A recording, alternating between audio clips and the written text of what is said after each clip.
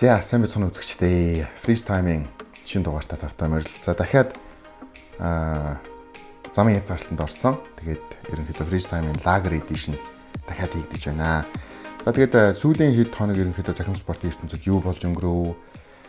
Шинэ соргоог мэдээ юу байна гэдэг талаар мэдээж өнөөдөр нэг базаад хэдүүлээ ярьцгаая. За гэхдээ бас одоо нөгөө коронавирусын холбогдлолтой тэгээд ихэнх үйл ажиллагаанууд зогссон, арга хэмжээ тэмцээн гэх мэт зүйлс ерөнхийдөө бол нэлээд ийм идэх буурсан байгаа учраас бас яг захим спортын ийм эргэн тойронд тийм гоё одоо бүр асч гарч ирсэн тийм мэдээ болвол байхгүй байгаа тань. Гэхдээ ямар ч байсан сүүлийн хэд хоногт юу болоо гэдэг талаар та бүхэндээ мэдээж мэдээлэл хүргье. За эхний мэдээ хэдхэн өдрийн өмнө Twitter-ээр ерөнхийдөө бол нэлээд сенсацлж орж ирсэн том мэдээ юу байсан бэ гэхээр CS:GO тоглоомын source code нь алдагдсан. За тэгээд ерөнхийдөө одоо буруу гараар орлоо, хүмүүсийн гарт орлоо гэдэг тийм мэдээлэл гараад Valve өөрөө аль биесээр тэн дээр мэдээлэл хийгээд за тэгээд нөгөө CS:GO-ийн яг e-спортын эргэн тойронд байдаг хүмүүс ерөнхийдөө бол маш юм одоо энэ яг юу болох юм бэ? Энээс үүдээд юу болж болох юм бэ? Ямар эрсдэл гарч болох юм бэ гэдэг талаар нэлээд олон мэдээллүүдийг хүргэсэн. За тэгээд энэ талаар мэдээлэл хүргье. Тэгэхээр 2x гэж ерөнхийдөө бол нөгөө бид нар урд нэг Hestianet гэдэг нэг юу яжсэн шүү дээ, тийм. Одоо Valve-ийн CS:GO дээр өөрийнх нь нөгөө Valorant cheat-ээс гадна бие даасан юм Hestianet гэдэг нэг юм cheat байгаа юм байна. Тэрийг насан туршийн бүр нэг юм хүүхэд 2x гэдэг хочтой Twitter-ийн team хочтой handle-тай team хүн ерөнхийдөө бол ингээд хөгжүүлж байгаа юм байна. Бие даан хөгжүүлж байгаа юм гэдгийг хүргэжсэн. Тэгвэл энэ 2x гэдэг хэрэглэгч маань Twitter дээрээ одоо энэ юу бол алдагдсан байна. Source code нь алдагдсан байна CS:GO-ийн. Тэгээд CS:GO дотроо CS:GO болон Team Fortress гэдэг хоёр тоглоомын source code нь алдагдсан. Энэ ерөнхийдөө бол бас нэлээд том асуудал үүсгэж болохоор байна гэдэг мэдээлэл гаргаж ирсэн. За тэгээд анх одоо энэ мэдээлэл гарч ирэхэд хэнийг сэрдэж эхэлсэн бэ гэхээр ерөнхийдөө Valve News Network гэдэг одоо team нэртэй YouTube channel-ыг ажилуулдаг Tyler McVicker гэж хүнийг ерөнхийдөө бол одоо буруутгаж эхэлсэн байл да. Тухайн үед тэр хүн маань одоо энэ Valve-ийн өөрийнх нь нөгөө дотоод ажилтан байсан. Тэгээд тэрнээс гадна энэ source code-үүдээр өөрөө яг гар бие оролцож ажиллаж исэн. Тэгээд энэ хүнээр дамжаад ерөнхийдөө бол энэ source code маань алдагдсан байх магадлал өндөр байна гэдгийг бол шууд ингээ хардаад гисэн. За тэгээд яг энэ мэдээлэл гарч явах зур ерөнхийдөө бол Tyler McVicker гэдэг хүн нь би энэ дээр одоо ямар ч холбоогүй. Би одоо өөрийн гэсэн энэ нөгөө ажиллаж исэн юм одоо confidential буюу одоо нууцтай мэдээллүүдийг бол ямар нэгэн гадны буюу гурвдагч байгууллагуудад бол хувь хүн ч гэсэн би ерөөсөө өгөөгүй гэдэг талаар өөрөө бүр баттай мэдээлэл өгөөд явж байсан. За тэгээд энэ яг энэ нөгөө нэг харилцан ярианууд өрнөж явахад Valve-ийн зүгээс албан ёсны мэдээлэл хийгээд за бидний ерөнхийдөө бол одоо судалж харснаар 2017 оны limited edition source code буюу одоо өөрсдийн партнер болох гэж ажиллаж байсан тэр тухайн байгууллагад өгж байсан тэр одоо source code маань алдагдсан байна. Энэ бол CS:GO болон Team Fortress гэдэг ийм тоглоомны одоо source code алдагдсан байна. Гэхдээ энэ бол анх удаага энэ code маань одоо ингэж олон нийтэд тарсан хэрэг бол биш ээ. Хүний гарт орсон хэрэг бол биш ээ. 2018 онд энэ код маань анх удаа бас бусдын гарт ингэж орж байсан. Энэ дээр ерөнхийдөө бол айгаад байх зүйл бол байхгүй. Гэхдээ мэдээж одоо тоглодог, CS:GO тоглодог, Team Fortress тоглодог гэдэг ч юм уу ийм хүмүүс байх юм бол мэдээж өөрийн аюулгын байдлын үүднээс official matchmaking сервер дээр ерөнхийдөө бол тоглоорой. Тэгэх юм бол одоо Valve-ийн anti-cheater хамгаалагдсан official matchmaking сервер бол баттай хамгаалж чаднаа. Ямар нэгэн одоо тийм асуудал үүсэхгүй гэдгийг ярьжсэн л та. За тэгээд энэ мэдээллийг Meta дээр пост болгоод оруулсан чинь хүүхэд залуучууд ерөнхийдөө бол нэлээд асууж ирсэн. Matchmaking тоглож болох юм уу? Монголын одоо нэг байгаа серверүүд яах юм бэ? Танай одоо Faceit-ийн Meta Gaming League-ийн одоо серверүүд яах юм бэ гэдэг талаар бичижсэн. Яг зүгээр үгчлээд одоо тэр тайлбарсан жишгээс нь ерөнхийдөө бол харж байхад official сервер гэдэг маань өөрөө бол яг л Valve-ийн matchmaking сервер буюу одоо нөгөө 64 tick rate-тэй Гонконг, Сингапур, Европын сервер гэдэг ч юм уу эднийг хэлж байгаа байхгүй юу. За тэгээд энэ мэдээлэл гараад дахиад дараагийн мэдээлэл нь гараад ирсэн. Valve-аас аль биесний мэдээлэлгээд. За тэгээд тэрэн дээрээ бол за энэ бол бас нэг тэгж айгаад байх тийм сүртэй зүйл бол биш юм байна. Ер нь бидний одоо энэ хийсэн ингээд тандалт судалгаа яг ингээд мөрдөлт хийхэд энэ маань ерөнхийдөө бол бас тийм амар өндөр асуудал бол үүсэхээр биш юм. Ягаад тэгэхээр энэ кодууд маань ерөнхийдөө бол аль 2017 оны тэгээд яг ашиглагдаагүй тийм хуучирсан зүйл байгаа учраас энэ дээр бас төдийлөн чинь айх хэрэг байхгүй гэдэг мэдээллийг бол өгөөд ирсэн байна. За тэгсэн чинь нөгөө community-гийн одоо яг л нөгөө энэ технологийн салбар яг одоо энэ юу гэдэг нь те hack гэдэг ч юм уу энэ хүү одоо салбарууд руу орж нэлийн төрлөж ажилладаг хүмүүс за тэрэн дотор нөгөө түрүүний хэлсэн 2x гэд тэр хүмүүс юу гэж хэлжсэн бэ гэхээр энэ алдагдсан source code дотор нь Team Fortress 2 тоглоомын RCE гэдэг одоо тэр нэг фичер орсон байгаад яваад байна гэдэг мэдээлэл өгсөн. За RCE гэдэг нь юу юм бэ гэхээр Remote Code Execution гэж байгаа юм байна. Тэгэхээр энэ Remote Code Execution-ыг ашиглаад хүн юу хийж болох вэ гэхээр одоо ямар нэгэн CS:GO тоглоом одоо тоглож байгаа хүн байх юм бол тухайн хүний одоо систем рүү н ороод тэр хүний тоглож байгаа тэр систем буюу компьютер гэдэг ч юм уу те тэрэн дээр нь өөрийнх нь одоо мэддэггүй байгаа тэр командуудыг одоо уншуулах, янз бүрийн юмыг суулгах гэдэг ч юм уу те тиймэрхүү одоо нэг ремоут маягаар удирдах гэж ярьдаг шүү дээ. Тиймэрхүү зүйлүүдийг хийж болох ийм аюултай зүйл байгаад ин шүү гэдгийг бол хэлээд гисэн байна л да. Тэгээд энэ RC гэдгийг бол ингээл маш олон хүмүүс ингээл тавиал гарч ял за үнэхээр Team Fortress-ийн 2 гэдэг тоглоомын энэ RC source code нь энэ дотор орсон бол баттай юм байна гэлээ. Тэгтээ Valve юу гэж хэлээдсэн бэ гэхээр энэ дэр бол ерөөсөө айх зүйл байгаад одоо ч гэсэн ерөнхийдөө бол гэж байгаа л да. Айх зүйл байгаад байхгүй. Тэгээд Valve-ын зүйлс юу гэж байгаа гэхээр энэ алдагдсан мэдээлэлтэй холбоотой ямар нэгэн одоо сураг чимээ эсвэл илүү дэлгэрэнгүй мэдээлэл авсан ийм хүмүүс байх юм бол бид нартай Valve-ийн одоо нөгөө security тэр департаменттай холбогдорой гэдэг ингээд холбогдох тэр линкээ өгсөн байгаад байсан.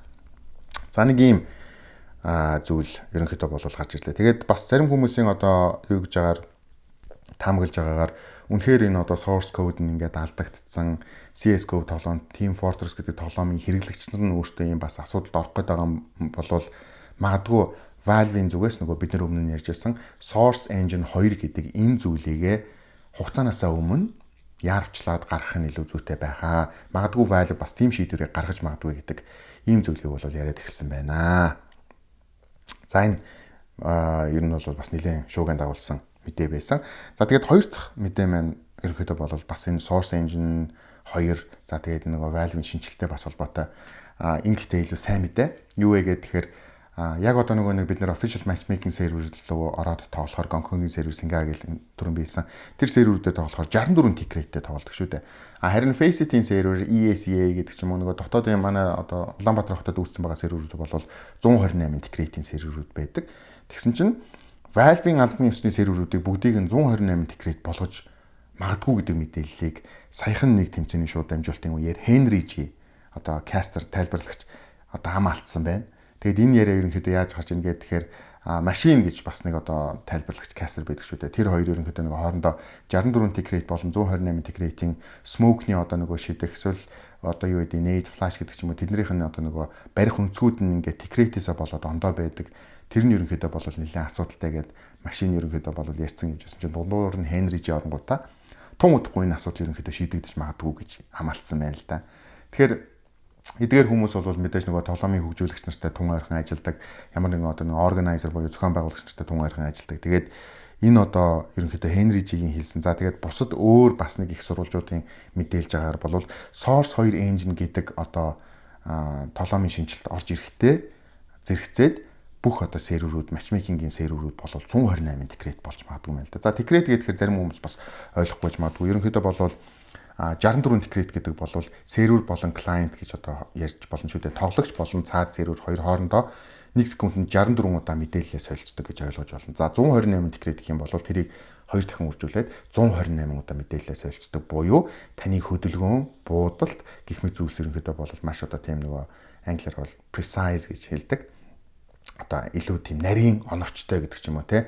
Сервер тоглогч хоёр илүү хоорондоо олон удаа мэдээлэл солилцож байгаа учраас энэ бол давуу тал болж үүсдэг. За тэгээд Faceit тоглодог 128 tick rate-ээр тоглодог болон онлайн матчмейкинг 64 tick rate-ээр тоглодог хүмүүс бол энэ хоёрын ялгааг надаар хэлүүлдэг маш сайн мэдэж байгаа гэж бодож байна. За дараагийн мэдээ маань ерөнхийдөө коронавирусын холбогдлолтой, ковидын холбогдлолтой. За ковидын холбогдлолтой коронавирусын эсрэг маш олон органайзерууд, за тэрэн дотор бас баг тамирчид тэгээд одоо байгууллагууд, e-спортын байгууллагууд ерөнхийдөө аяныг өрнүүлээд одоо сайн үйлсийн аян гэдэг ч юм уу те энэ коронавирусын эсрэг тэмцэхэд зориулсан тийм мөнгө хуримтлуулах, мөнгө босгох гэдэг ч юм уу тийм буйны юм одоо үйл ажиллагааг ерөнхийдөө бол маш хийж байсан. За тэгвэл Саудын Арабын цахим спорт болон одоо нөгөө оюуны тийм үйл ажиллагаа эрхэлдэг холбоо нь ерөнхийдөө цахим спортын холбоо гэж болно. Тэр нь 10 сая долларын шагналын сантай ийм тэмцээнийг арга хэмжээг зохион байгуулах гэж байгаа юм байна. За энэ хэднээс 4 сарын 24-нөөс 6 сарын 7-ны хооронд болно. За тэгээд энэ нь өөрөө ерөнхийдөө бол нэлээд олон тоглоомын төрлүүдээр Call of Duty, Fortnite, PUBG Mobile, Clash Royale, FIFA, Apex Legends, Rainbow Six, Overwatch, Rocket League гэсэн эдгээр тоглоомуудын төрөлдөр ерөнхийдөө бол одоо өдөр тутмын болон 7 хоногийн ийм кап буюу одоо тэмцээнүүдийг зохион байгуулад явах гэж байгаа юм байна. За тэгэхээр 10 сая доллар гэдэг бол бас одоо ганц орноос гарч иж байгаа гэхэд нэлээд их ийм хэмжээний мөнгө бол гарч иж байна. Тэгээд энэ тэмцээний гол зорилго нь юу вэ гэхээр нэр нь одоо тэмцээний нэр нь бол Gamers Without Borders буюу одоо хил хязгааргүй тоглогчид гэдэг ч юм уу те орчуулах юм бол тэгээд энэ тэмцээнд оролцоод хожил аваад одоо мөнгөний шагнал авсан хүн за миний ойлгосноор ерөнхийдөө бол өөрийнхөө шагналын тодорхой нэг хувийг өөрийнхөө хүссэн одоо нэг байгууллага руу хандуулах гэдэг ч юм уу те коронавирусын эсрэг тэмцэж байгаа энэ байгууллага руу хандуулах гэдэг ийм одоо арга хэмжээ ийм зүйлийг бол хийж болох юм байна. Тэгээд дээрэс нь хэлэх нь энэ Сауди Арабийн энэ хүү арга хэмжээ маань одоо цахим спортын салбарт маш олон жил маш хүчтэй одоо тоглогч байж чадсан зохион байгуулагч болох ESL тэй хамтраад ерөнхийдөө бол техникийн талаас ESL-тэй хамтраад энэхүү тэмцээн арга хэмжээгээ зохион байгуулахаар болж байгаа юм байна. За тэгээд 10 сая доллар. Гайхалтай. За. Дараагийн сэдв маань нэлээд удаан яригдсан нэг юм тоглоом байгаад байгаа. За тэгээд сүүлд одоо бета, closed beta-ны гарч ирсэн нь бол мэдээж Valorant Riot Games-ийн. За тэгээд энэ тоглоом одоо зарим хүмүүс одоо нэг анх гарч байхад нь л тэгээдсэн CS:GO-ыг одоо ганц дийлэх тоглоом CS:GO ерөнхийдөө бол Valorant-ыг дийлэхгүй цаг хугацаа ерөнхийдөө бол харуулна CS:GO унтарна гэдэг ч юм уу тиймэрхүү байдлаар иржсэн. Тэгээд энэ дээр бас нэлээд олон хүмүүс ерөнхийдөө бол дураад авсан байна. Richard Lewis гэж e-sport journalist сэтгүүлч хүн байдаг. Энэ ерөнхийдөө бол CS:GO гэдэг тоглоом Valorant гэдэг тоглоомыг хооронд нь бол ерөөсөө харьцуулж болохгүй. Яагаад гэдэг бол за нэг жишээгээр хэлэхэд Dota 2 болон League of Legends гэдэг хоёр тоглоомыг хооронд нь харьцуулдаг. Энэ хоёр тоглоом бол тус тусдаа бие даагаад ижлэн төрлийн ижлэн жанрын тоглоом мөртлөө тус тусдаа бие даагаад маш том хөгжөөд явж байгаа ийм хоёр тоглоом. Тэгэхээр Valorant CS:GO 2 бол ерөнхийдөө тийм байна. Тийм одоо шатаар явна. Параллелдэж явна гэсэн үг. Гэхдээ Valorant гэдэг тоглоом маань гарч ирснээрээ CS:GO-д бол одоо маш том CS:GO-гийн хөгжил болон ирээдүйд маш том түлхэц болж өгч байна. Маш олон жилийн турш Valve-ийн зүгээс ерөнхийдөө бол CS:GO дээр нэг тийм одоо сүртэй хөгжүүлэлт хийдгүү, сайжруулалт хийдгүү гэдэг ч юм уу те. За нэг map өөрчлөлтөг, operation гаргаж ирдэг, скинүүд оруулдаг гэдэг ч юм уу те. Яг тоглоомын engine талаасаа гэх юм бол ерөөсөө шинжилгүй байгаад байсан шүү дээ. За тэгээ Valorant гарах сургаар Source Engine 2 гэдэг одоо сураг гарч ирсэн. За тэгээ дээрэс нь одоо нөгөө Valorant-ийн бүх онлайн серверүүд нь 128 декретээр ажилладаг. Түрүүний миний хэлсэн. За тэгвэл CS:GO одоо магадгүй энэ 100 бүх серверүүдэд 128 декрет болгож болох юм. Тэгэхээр яг энэ нэг Valorant гэдэг тоглоом болвол илүү одоо чулуу болохоосоо илүү тэ илүү тус болох, ус болохоосоо илүү гэх юм те. Ус болохоосоо илүүтэйгээр илүү тус болох ийм тоглоом юм а гэж бол хүмүүс хэлээд байгаа юм л да. За гэхдээ бас зарим хүмүүс ч энтэй нэг санал нийлэхгүй Shroud гэдэг юм бол Valorant бол яа харахгүй маш гоё тоглоом болсон байна. Өөрийнх нь одоо тоглосон нэлээд одоо хэдэн цаг тоглосон, хэдэн өдөр тоглосон. Энээс өөр нь үзэхэд бол CS:GO-ыг бол давхаар ийм тоглоом байна. Гэхдээ CS:GO бол одоо яг юм хийгээд эхэлж байгаа нь бас хэцүү байна. Valve-ийн зүгээс сайжруулалт хийгээд эхэлж байгаа нь бол маш хэцүү байна гэдэг талаар мэдээлэл өгсөн байна. За тэгээд Valorant-ийн холбогдлолтой үргэлжлүүлээд нэг зүйл хэлэхэд Valorant-ийн anti-cheat нь Vanguard гэдэг anti-cheat гэж би өмнө нь хэлжсэн. Өмнөх дугаар дээр. Тэгвэл Vanguard-ийн хувьд гэх юм бол юу гаргаж байгаа юм л да. Одоо яг нөгөө нэг технологийн салбарт, програмчлалын салбарт ерөнхийдөө нэлээд тийм дуртай хүмүүс зориулсан $100,000 шагналын сантай өөрсдийнх нь Vanguard-ийн алдаа дутагдлыг олох ийм одоо уралдаан зарласан байна. За энэ уралдааны гол зорилго нь юу юм бэ гэхээр Vanguard руу ямар нэгэн байдлаар нэвтрээд тэрний одоо баг, алдаа гэдэг ч юм уу тэ нөхцөлийг нь олоод нэвтрээд ямар нэгэн тэр одоо давхар юм ажиллуулах гэж байгаа cheat hack ч юм уу тэ ажиллуулах гэж байгаа тэр нь ингээд Vanguard-ыг дийлж чадж байгаа тэрийгэ баталж чадах юм бол $100,000 одоо bounty болгож өгнө гэдэг ийм уралдааныг бол зарласан байна. За өмнө нь яг одоо тоглоомын хөгжүүлэгч нар өөрсдийнхөө одоо нөгөө системийн чанар гэдэг ч юм уу те зөвхөн тоглоомч гэхгүй ямар нэгэн одоо програмчлал гэдэг ч юм уу тиймэрхүү зүйл хөгжүүлсэн хүмүүс бол олон нийтийн дунд ерөнхийдөө иймэрхүү байдлаар уралдаан зарладаг. Гэхдээ $100,000 шагналын сантай яг тоглоомын орчиндөө $100,000 шагналын сантай ийм уралдаан гэдэг бол өвөр томны байгаагүй. За өмнө нь хэлжсэн нөгөө түрүүний хэлсэн 2X гэж ярьсан шүү дээ. 2X-ийн үед гэх юм бол Valve-ийн anti-cheat дээр нэг нөхсүү болоод $11,000 шагнуулж исэн ийм залуу. Тэгэхэд одоо Valorant-ийн үед гэх юм бол $100,000. За тэгээд нөгөө саяны миний хэлсэн тэр 2X мэн аль хэдийн Valorant-ийн одоо нөгөө нөхсөөийг нь олох гээд тэр $100,000 шагналын сангийн эзэн болох гээд бол аль хэдийн ажиллаад эхэлсэн баахан юм нөгөө нэг evidence буюу өөрөө яг юу болж чадав Vanguard-ыг бүр задлаа, доторхын ингээд задлаад гараад ирэхэд ямар нөхсүү байв гэдэг талаар аль хэдийн твиттерүүд дээр ингээд зарлаад скриншотууд тавиад явцсан байсан. За тэгээд гэдэг $100,000 гэдэг нь хүн нэг хүнд өгөөд явах биш. Дотор нь ингээд нэлээд олон зарлцсан байгаа юм байлаа. За сүлжээний үед гэх юм бол 100,000, өөр нэг одоо төвшин гэх юм бол $75,000, $50,000, $25,000 гэдэг ч юм уу. Ингээд левелээр нь хуваацсан. Иймэрхүү одоо мөнгөн шагналыг бол амлцсан байгаа юм байна. За тэгээд яг энэс юу гэж харж ийн гэхээр Valorant өөрийнхөө anti-cheat дээр ямар их ач холбогдол өгч ийн. Тэгээд бас $100,000 амлж ийн гэдэг чинь өөртөөхөө энэ cheat-эн дээр бас ямар тэг бардан байж чадчих гэдгийг бол би харуулж ийн гэж бодож байна л да. Тэгээд Valorant-ийн anti-cheat дээр бас хит хитэн хүмүүс нэлээд одоо шүүмжлэл хийсэн байсан. Valorant-ийн anti-cheat гэдэг нь өөрөө тухайн компьютер дээр kernel гэдэг зүйлээр одоо дамжиж ажилладаг учраас одоо энэвээрээ дамжаад өөр хүмүүс бас хэрвээ нөхсөө нь олох юм бол таны компьютер руу нэвтэрч чадна гэдэг ийм одоо бас нэлээд сериосны юм асуудал байгаад байна. Тэгэхээр Valorant anti-cheat-ийг суулгах нь зөв буруу юу гэж хүртэл зарим хүмүүс бичсэн байсан. Гэхдээ Riot Games-ийн хөгжүүлэгчдийн талаар Valorant-ийн Vanguard гэдэг бол ямар ч айн хаюул байхгүй гэдэг талаар бүр тийм бүтэн цуврал бичлэг хийж гаргасан байсан. Энэний одоо хариуд нь. За Valorant-ийн талаар юм. За одоо ярих гэж байгаа сэдв маань ерөнхийдөө бол өмнө миний ярьжсэн сэдв.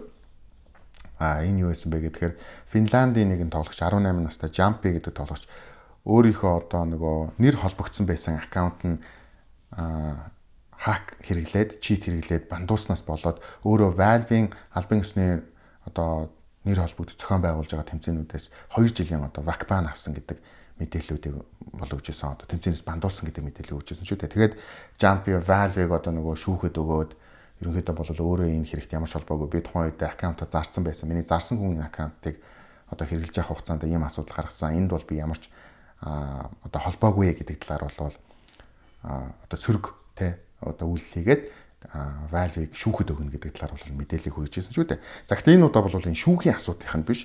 Илүү сонирхолтой Финландийн ENCE гэж одоо бидний маш сайн мэдэх Bagman Jumpy-г 6 тоглогчоор авч байгаа юм байна л да. Бүр одоо гэрээ байгуулад.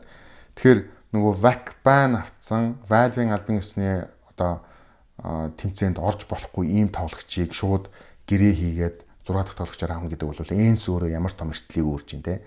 Дээрээс нэмэх нь ENCE-ийн юу гэж ярьж байгаа гэхээр энэ тоглогч маань ямар нэгэн одоо асуудалгүй энэ одоо вак бан авсан энэ аккаунттай бол нэр холбоогүй гэдэг дээр бид нар хүртэл одоо энэ Jumpy гэдэг тоглогчтой нийлээд Valve-тай болвол нэрийг нь цэвэрлэхүүднээс хамтарч ажилланаа. Энэ бол бас буруу үйлдэл гарсан гэдгийг бол бид нар одоо мэдж байна гэдэг талаар бичсэн байсан. За тэгээд нэг багт одоо нөгөө 6 тоглогч орно гэдэг бас их сонирхолтой сонсогдоод байна л да. Сүүлийн үед энэ бол ингэж гарч ирээд штэ. Astralis гэхэд л үндсэн 5 тоглогч дээр нэмхийн нэг гэдэг одоо 6 тоглогчийн рострыг бүрдүүлээл ингээл аваад ирсэн. Тэ. Тэгэхээр Jumpy-гийн үед гэх юм бол илүү X7-ыг орлож тоглох юм байна. За X7-ийн үед гэх юм бол major болон major-ийн qualifier тэмцээнүүд дээр өөрөө багтаага орж тоглоно.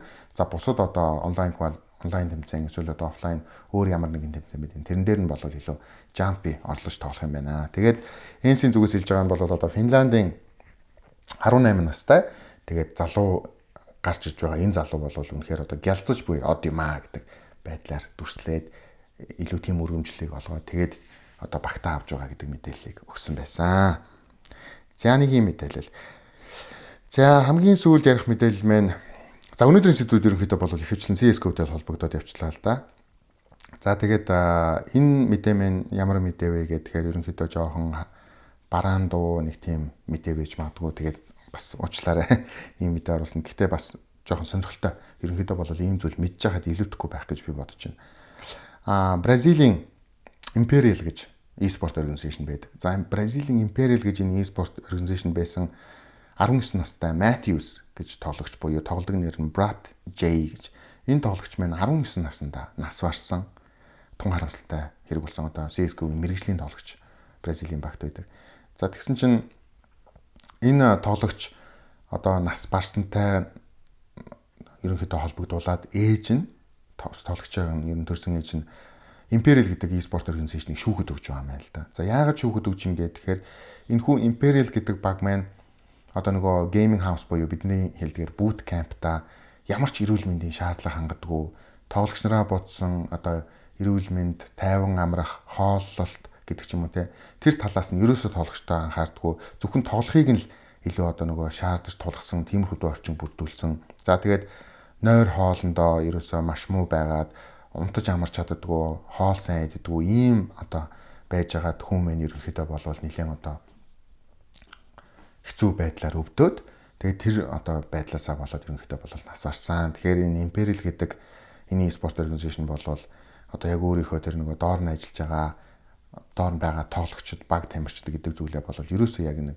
хүний одоо тий хүний эрхийг нь хамгаалсан тийм байдлаас болвол ингэж хандахгүй байна.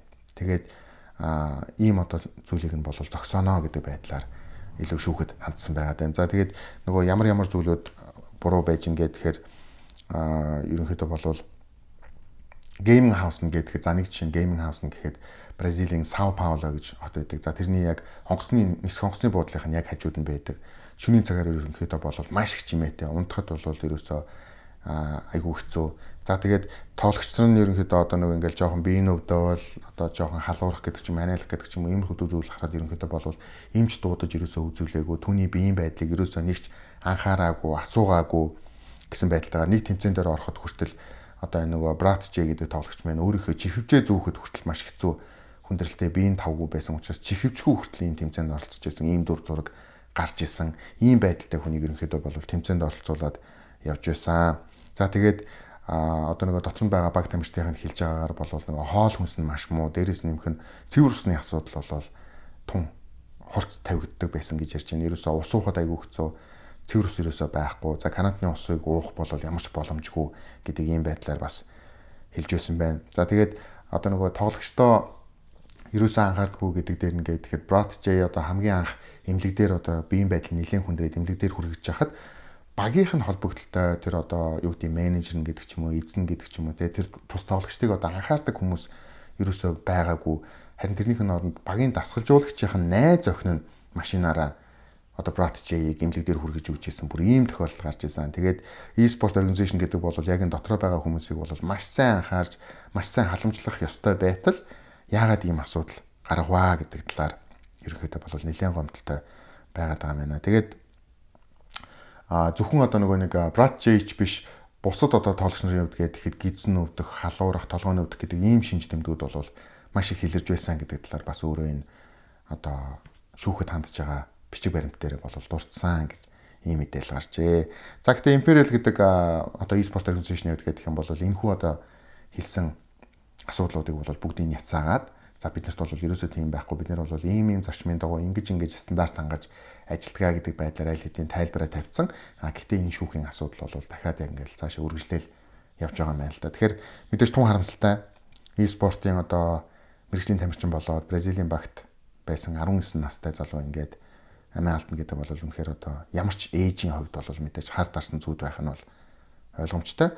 Тэгэхээр энэгээр ерөнхийдөө юу гэж хэлэх гээд байна гэхээр одоо нөгөө Монгол ч гэсэн ерөнхийдөө бол яадаг шүү дээ тий. Одоо баг болоод явна гээл нэг хэдэн 5 залуучууд эсвэл 6 залуучууд ч юм уу тий. Нэг юм одоо boot camp дээр очиод ингээл бөөнөрөө суудаг. За эсвэл ямар нэгэн залуу ингээл за одоо компани ч үгүй юм уу тий. Танаа багийг бид нар ингээд ивент хийгээ ингээд яа гэдэг ч юм уу нэг юм том зорилготой маш гоё зорилготойгоор ингээд цааш явдаг. Гэхдээ тоглох гэдгээсээ илүүтэйгээр яг одоо тэр нөгөө байгаа орчин байдал тэгээд одоо эрүүл мэндийн талаасаа гэдэг ч юм уу тий. Яг тэр нөхцөл байдлыг нь бас яг тоглогч болон тамирчдаа айгүй сайн эргээр шийдэж өгөөсэй гэдэг ийм зүйлийг бол бас анхаарах хэрэгтэй шүү. Мэдээж одоо хүн гэдэг зүйл бол яхаарахгүй одоо орчин бүрдэхгүй бол дасан цогцож чадахгүй өвдөн. За тийм учраас одоо нөгөө баг тамирчин болоод явж байгаа ер нь цаашдаа мэргэжлийн тамирчин болох гэж хүсэж байгаа хүүхэд залуучууд ч гэсэн бас энэ тал дээр өөрсдийн гэсэн бас нөгөө одоо суур мэдлэгтэй бас багаасаа шаардлага тавьдаг гэдэг ч юм уу те. Иймэрхүү байгаасай гэж би хүсэж байгаамаа.